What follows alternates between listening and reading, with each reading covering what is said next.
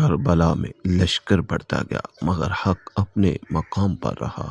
نہیں وہ وقت گردن حسین نہ تھی، نبی کے بوسے بھی کاٹے ہیں تیرے خنجر نے۔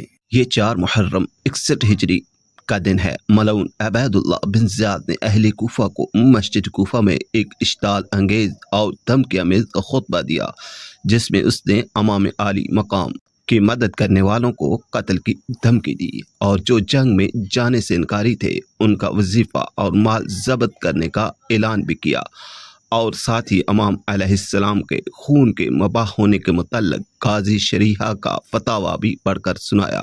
ملعون عمر بن سعد 4000 کا لشکر لے کر کربلا پہنچ گیا۔ اس نازک صورتحال میں امام علیہ السلام نے ابن زیاد کے بھیجے ہوئے لشکر کو حق کی دعوت دی اور اپنے اصحاب اور اہل خانہ کے ساتھ استقامت کا مظاہرہ جاری رکھا۔ اس روز کچھ مقامی قبائل اور افراد نے امام کے قافلے سے جڑنے کی کوشش کی، مگر امام عالی مقام علیہ السلام کے گرد دشمن کا گھیرا مزید تنگ ہو گیا۔ جن مخلص کوفیوں نے امام علیہ السلام کے خلاف لڑنے سے انکار کیا، ابن زیاد نے انہیں زندان میں ڈال دیا۔ جنگ کے بعد جب ان کو رہا کیا گیا تو انہوں نے اپنے لیے توابن کا لقب اختیار کیا اور سلیمان بن سرد کی سربراہی میں عموی حکومت کے خلاف لڑتے ہوئے جام شہادت نوش کیا۔ اب یہ 61 ہجری 5 محرم کا دن ہے۔ کربلا میں امام عالی مقام علیہ السلام کے خلاف ابن زیاد کی فوج کی تعداد 30,000 تک پہنچ گئی۔ کوفہ میں ابن زیاد نے کوفیوں کو امام علیہ السلام کی مدد اور نصرت سے روکنے کے لیے ان پر ہر ممکن طاقت، خوف اور ظلم و ستم کا استعمال کیا۔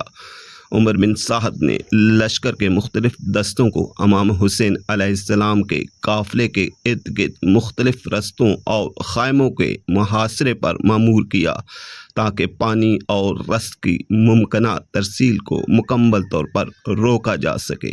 اس روز امام عالی مقام علیہ السلام نے اپنے ساتھیوں، اہل خانہ اور بنی ہاشم کے جوانوں کی صف بندی اور خیموں کی حفاظت کا جائزہ لیا۔